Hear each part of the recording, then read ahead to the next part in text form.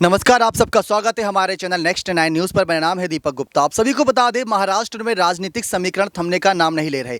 एक के बाद एक लगातार खबरें सामने आ रही किस तरीके से राज ठाकरे को लेकर कि क्या वो आने वाले वक्त में देवेंद्र फडणवीस का साथ देंगे या उद्धव ठाकरे का।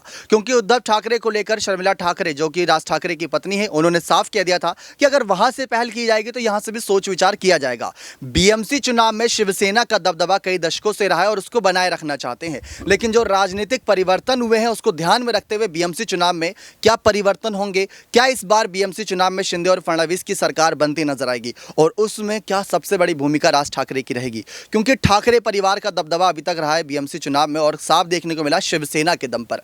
लेकिन समझने की बात जरूरी यह भी है कि जब बाला साहब ठाकरे थे तो बाला साहब ठाकरे के समय में राज ठाकरे बहुत बड़ी भूमिका अदा करते थे, तो लोग आज भी वो सब चीज़ें भूले नहीं है इतनी आसानी से, तो वो चीज़ को कहीं ना कहीं सहराते हैं, वो सब कहीं ना कहीं स्वीकार करते हैं। अब यही जरूरी बात है कि किस तरीके से कहीं ना कहीं हो सकता है राज ठाकरे को भी अपने खेमे में शामिल कर देवेंद्र फडणवीस अपने गुट को और मजबूत करना चाहें, अपने जो कह सकते हैं चुनावी सियासत है उसको और मजबूत करना चाहें। अमित शाह भी बीएमसी चुनाव से पहले बैठक करने वाले हैं, महाराष्ट्र में कुछ दिन में ही यहां पर पहुंचेंगे, शिंदे फडणवीस से मुलाकात करेंगे और बीएमसी चुनाव को लेकर बैठक करेंगे। क्या उस बैठक में राज ठाकरे भी शामिल होंगे, ये देखना दिलचस्प होगा, क्योंकि राज ठाकरे को लेकर तमाम बातें कही जा रही हैं कि कैसे आने वाले वक्त में उनको लेकर सियासत हो रही है। अब यहां पर आपको बता दें, कल खबरें सामने आई थी कि देवेंद्र फडणवीस एक बार पहले भी शिव तीर्थ पहुंचे थे राज ठाकरे से मुलाकात करने, लेकिन तब उनकी तबीयत थोड़ी बिगड़ी थी राज ठाकरे की और हॉस्पिटल से आए थे घर पर, तो वो मुलाकात थोड़ी यहाँ पर शिष्टाचार मुलाकात थी, लेकिन उसमें भी उद्धव को निशाना बनाया गया था, महाविकास अघाड़ी सरकार को निशाना बनाया गया था। लेकिन अब बीएमसी चुनाव में ये कहा जा रहा है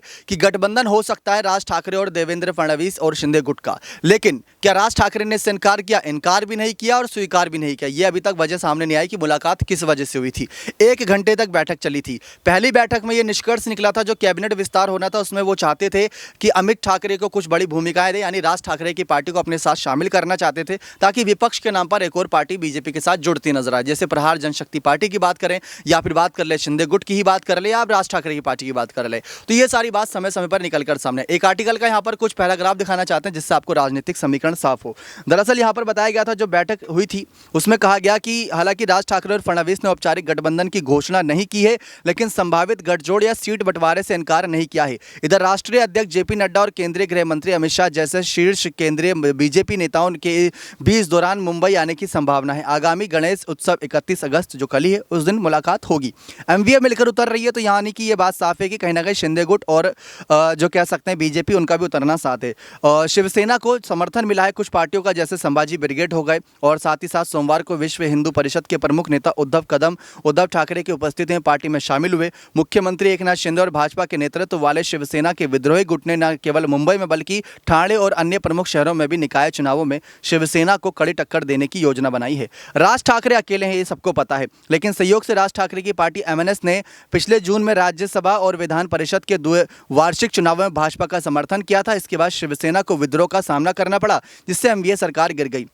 और राज ठाकरे ने अभी तक बिल्कुल भी इनकार नहीं किया यहाँ पर किसी भी बात से। वो शिंदे को भी समर्थन कर रहे हैं, वो तो ये भी चाह रहे थे कि अगर उनके गुट में शामिल होना चाहे तो इनकार ये भी नहीं है। लेकिन बीएमसी चुनाव में दशकों से बहुत मायने रखता है ये बात, दशकों से शिवसेना का दबदबा रहा है, लेकिन अगर उद्धव के मुखिया पद पर रहते हुए शिवसेना को झटका लगता है तो ये झटका बहुत बड़ा होने वाला है और वापसी करने के लिए कई साल लग जाएंगे, क्योंकि ऐसा कई विश्लेषकों का मानना है। लेकिन आपकी क्या राय है? क्या राज ठाकरे को बीजेपी के साथ मिल जाना चाहिए? अपनी राय खुलकर दीजिएगा। बने रहे चैनल के साथ ऐसी और तमाम बड़ी खबरों के लिए बहुत बहुत धन्यवाद।